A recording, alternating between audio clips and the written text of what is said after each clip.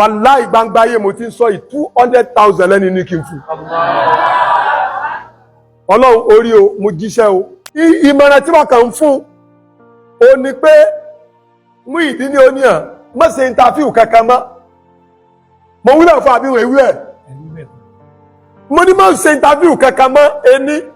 Ẹlẹ́ẹ̀kejì ni wípé ẹni tọ́rọ̀ jọ dàwọ́ àti ẹ̀pọ̀ yìí tó bá tiẹ̀ ṣàkíyèsí kó ṣe àìdá kan fún ọ lọ mọ̀ dájú pé òun náà lọ́lọ́run ló ń sábà bí dáadáa fún ẹ nítorí pé Ọlọ́run ló sàmọ́ tó ń fẹ́ ṣe láyé rẹ̀.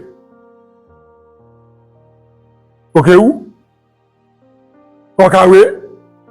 bẹ́ẹ̀ lọ parí secondary school mi ọmọ sọ parí ẹ̀ kọ̀ parí secondary school ó ti lókìkí ju máàmù mi lọ báyìí ó ti lókìkí ju pásítọ̀ mi lọ ó ti lókìkí ju pòfẹ́sọ̀ mi lọ báyìí. Ìmọ̀ràn tí mo fún wọn lórí Muyideeni nìyẹn ìyí tí sọ nǹkan kan lẹ́yìn rẹ̀ ju tí mo tún sọ yìí lọ. Ìyí tí mo fi wá gba nọ́mbà rẹ̀ lọ́ọ̀dì 2/4 on the 2/8/2024 níjọ́ Jímọ̀ jẹta ni pé ẹrú Ọlọ́run kan èèyàn dáadáa ni. Kí ni mo pè é mọ́? Wallahi èèyàn dáadáa ni kì í wá sára àbúrọ́dù. Tí n bá dákọ rẹ̀ kì í ṣe ẹnìkankan tí ẹnìkankan ẹ̀sẹ̀ béèrè pé ta ni à ń jẹ́ bẹ́ẹ̀. Lẹ́ni ẹ bá pè mí mo wà ní University of Ibadan kọ́ọ̀lù bá wọlé wallahi ìmọ̀ nọ́mbà ẹni lẹ́ni bá introduce ara rẹ̀ pé èmi ni broda lágbájá tàbí sista lágbájá tàbí aláàjì lágbájá tàbí aláàjà lágbájá ètò bá wù ọkọ̀ mú bẹ̀. Mo mú wá ní speculation ìfẹ́ mú wá ní specification. Ẹni ẹ bá pè mí ó lóun ní aláàjà lágbájá òun ní aláàjì lágbájá òun ní broda lágbájá òun ní sista lágbájá òun ní dadi lágbájá òun ní mami lágbájá. Ẹ káàbọ̀ sà ẹ káàbọ̀ mà ẹ káàbọ̀ èèyàn ọ̀rẹ́. Ó ní Muyideeni nìyẹn mo fẹ́ fún lówó ẹ fẹ́ fún lówó yẹn ó ní ìǹkí ayé ni mo sì fẹ́ fi fún. Ó ní èmi ti jáwọ́ kúrò lọ́rọ̀ Muyideeni kò sí nǹkan kan ju tọ́lọ́ rán mi sí pé wọ́n wá gba ìsìláàmù ní ilé tèmi nǹkan kan òde mi àti ẹ̀pọ̀ ìfúnlówó ìbá sọ̀rọ̀ rẹ̀ fẹ́ nìkankan ìgbówó fún pọ̀fọ́lọ́mbúra ẹnìkan pè mí láti London pé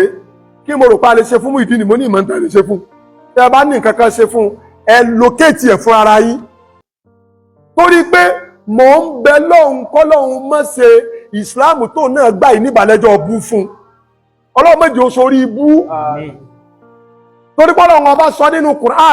Quran 2 Ọlọ́run ní yukhadi'una Allah wọ́n rò páwọn ń tan Ọlọ́run wọ́n mọ̀ láwọn gba ìsìláàmù yukhadi'una Allah wọ́n rò páwọn ń tan Ọlọ́run walladhina amanu wọ́n rò páwọn ń tan àwọn olùgbàgbọ́ òdodo Ọlọ́run ní wa ma yakhada'una illa anfusahum ẹnikẹ́ni tó bá rò pé òun tan ìsìláàmù tó rò pé òun tan àwọn mùsùlùmí tó rò pé òun tan Ọlọ́run àtànẹ́bì ara rẹ̀ ní ń ṣe kéne ara rẹ̀ ní ń tàn.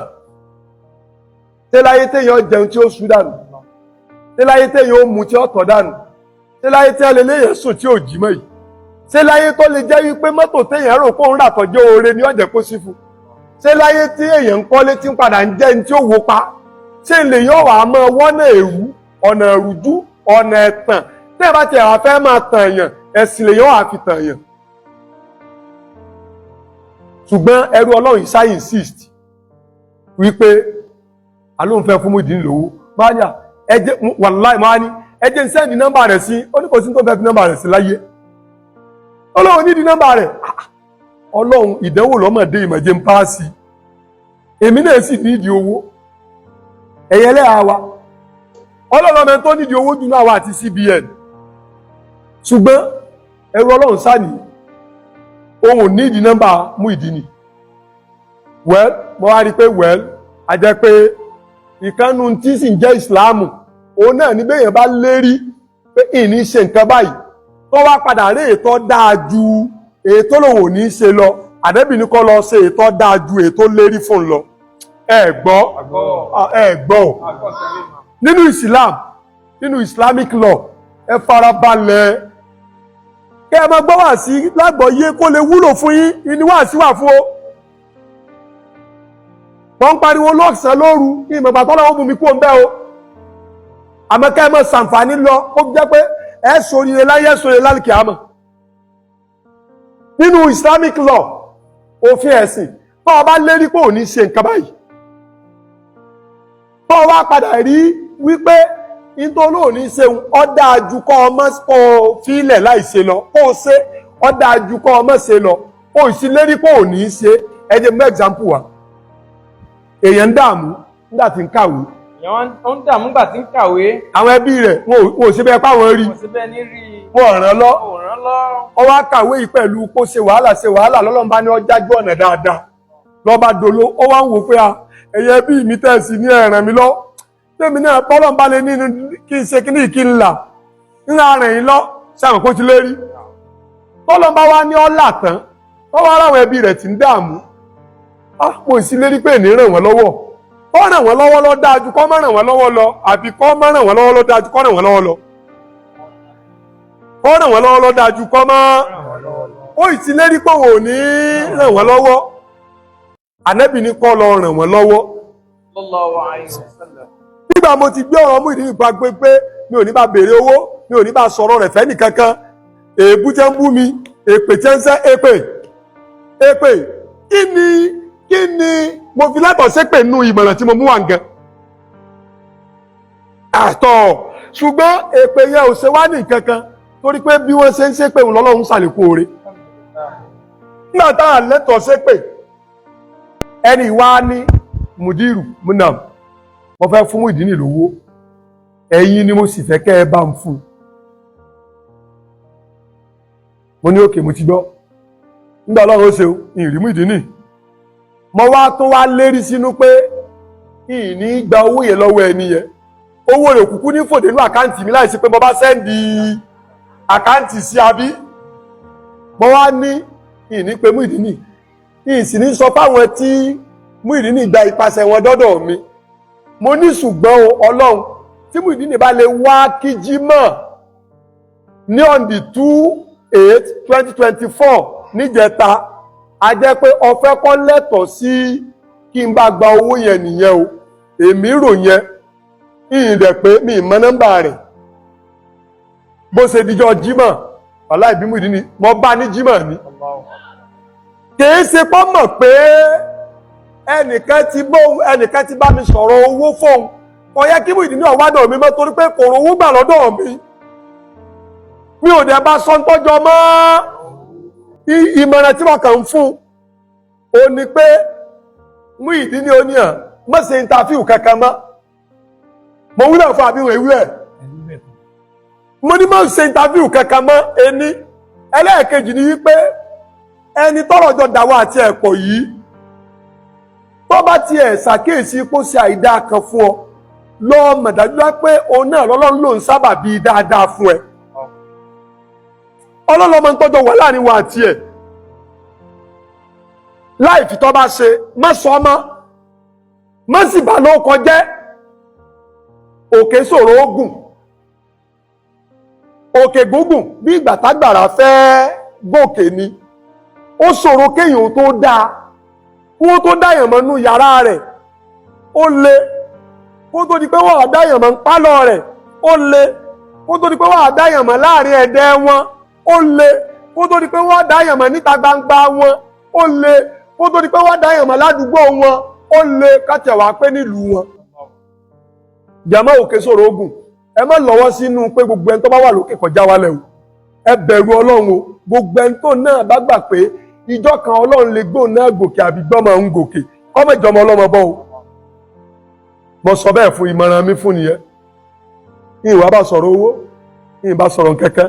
ṣùgbọ́n nítorí pé Ọlọ́run lọ́sàmọ́ tó ń fẹ́ ṣe láyé rẹ̀ òkè wú kọ̀kàwé bẹ́ẹ̀ lọ parí secondary school mi ọmọ sọ parí ẹ̀ kọ̀ parí secondary school ó ti lókìkí jù máàmù mi lọ báyìí ó ti lókìkí jù pásítọ̀ mi lọ ó ti lókìkí jù pòfẹ́sọ̀ mi lọ báyìí èmi tí mo ń bá yín sọ̀rọ̀ yìí ṣé kò ti lókìkí jù mi lọ ní ìsìn ẹ sì wá dúró ìwé tí mo kà ẹ wá dúró kéwú tí mo ké tèmi ò burú mo dúpẹ́ lọ́dọ̀ Ọlọ́run o ìwò kìkí òfo èso kìkí òfo ló náà ní o bọ́lọ́hun ṣe máa gbé ọ̀rọ̀ èèyàn gbà Ọlọ́run nìkan ló yé wọ́n lọ́ka kì í jọkà máa gbà lẹ́nu mi. wọ́n lọ́ka kì í jọkà. ejò ọká. ejò ọká. wọ́n ní kì í jọkà. wọ́n ní èé jọkà. wọ́n wá ní wọ́n lanú ọká. wọ́n wá ní wọ́n lanú ọká. wọ́n bá ọkà. wọ́n wá bọ́kà nínú ọká. ọ̀nà wo lọ́kà wá gbàdé nú ọká. bó wá lọ́kà tí wá dé nú ọká. wọ́n ní torí pé kò sí tọ́lọ́hun ò lè ṣe wọ́n fẹ́ kọ́ká ọjọ́kà ó sì mọ̀ pé òun náà ló ń ṣe pé ọká èé jọkà wọ́n wá ní kéku ọ lọ jẹ ọkà wọ́n wá ní kí ọká ọ jẹ eku tó jẹ ọkà wọ́n wá dénú ọká wọ́n wá bọ́kà.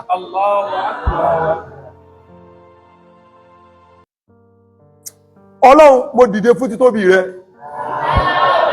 Allahu Akbar. Wàláì kò sí irú Ọlọ́run. Kò sí irú Allah. Kò sí lè sírú ẹ̀. Kò sí irú Ọlọ́run kò dẹ̀ lè sírú ẹ̀. Kò wá sí bọ́lọ́wọ̀ èsè ṣe nǹkan. Kò sígbà tí ò lè ṣe nǹkan. Kò sẹ́ńtọ́lọ́wọ̀ lè sọ di nǹkan. Kò síbi tọ́lọ́wọ̀ ti lè fa nǹkan yọ. Wàláhì bá sọ̀rọ̀ owó Ọlọ́run ọtẹ́lẹ̀rí mo wà nú mọ́sálásí rẹ báyìí mo nídìí owó ju CBN lọ débi pa ẹni tí ó ní lọ fún Muyideen lówó yìí ó bùn mí 10,000 rí o báyá yóò bùn mí lọ́la ó ṣe lè máa fowó rán mi sí àṣẹ ọkà Muyideen tí è jẹ ọkà Ọlọ́run sì fẹ́ kọ́kà Muyideen ó jẹ ọkà ó wá ní kí eku tèmi ó jẹ ọkà ó wá ní kọ́kà Muyideen ó jẹ eku tó jẹ ọkà kó lè bá padà dénú ọkà Muyideen kó lè bá ọkà. Allahu Akbar. Wàláhì gbangba ayé mo ti ń sọ 200,000 lẹ́ni ní kí n fún. Ọlọ́run orí o mo jíṣẹ́ o tọ́rọ ẹni yóò jí sọ̀rọ̀ ẹni yóò ní kọ̀wẹ́yìn rẹ̀ wò mọ́ tí n bá ti ná ẹni yóò lè béèrè torí pé kò wulẹ̀ fẹ́ kí Muyideen ọmọ ó lọ́wọ́ fẹ́ mọ Muyideen òun ọ̀fẹ́ ó lọ́wọ́ fẹ́ rí ọlọ́wọ́ fẹ́ rí èmi mo ìsílérí pé ní bá gbowó yìí ẹni táwọn àjọ sọ̀rọ̀ lọ́wọ́ á pè mí lọ́wọ́ á ní àlóhùn fẹ́ fún lówó wọ́n ní ẹjẹ́ ń fún nọ́mbà yín ó nítorí Ọlọ́run ò nídìí nọ́mbà rẹ̀ ẹ̀yin gan mo fẹ́ kẹ́ wọ́n á ní ìní sẹ́ndì àkáǹtì Wallahi lazim ń bọ̀ wá tún di pé lemọ́lemọ́ rí tún pè mí wá ní ìwọ Ọlọ́run mo wá fi ọ̀rọ̀ ikọ́ síbi pé tí Muyideen bá lè wá kí jímọ̀ lọ́dọ̀ wa ń bí níjọ́ jímọ̀ a jẹ́ pé ó ti lẹ́tọ̀ọ́ sí kí n gba owó yẹn ó wá kí jímọ̀ yẹn lẹ́ni ẹ̀ṣẹ̀ wá pè mí mo ẹ̀ṣẹ̀ wá sẹ́ndì àkáǹtì ẹni ẹ̀ṣẹ̀ wá sẹ́ndì owó yẹn bóyá ni èso òru mọ́jú lẹ́ni ẹ̀ sẹ́ndì owó yẹn mo kàn wá àkáǹtì mi mo bá rí àpótí pé owó tún ti dé mo ti rò pé owó àwọn ẹlẹ́hà ni inú tèmi ti dùn pé àwọn ẹlẹ́hà á tún rí ọ̀ka àbọ̀ tó fi kó ń tà ń ṣe wàláì bí mo ṣe rí pé ẹni yẹn lọ sẹ́ndì ẹ̀tọ́ lọ sẹ́ndì rìsíìtì sí mi pé owó Muyideen tí bá pẹ́ ní nísìn kò ní gbé torí pé yóò ti wò pé mo fẹ́ kó dúpẹ́ ni iná mo sọ yìí ó tún wá alkọ̀ lónìí nínú tí Islam wá kọ́ wa ni pé béèyàn ńlá bá dé ẹ̀pọ̀n lé o ní tèmi rí Ọlọ́run ló ní ńlá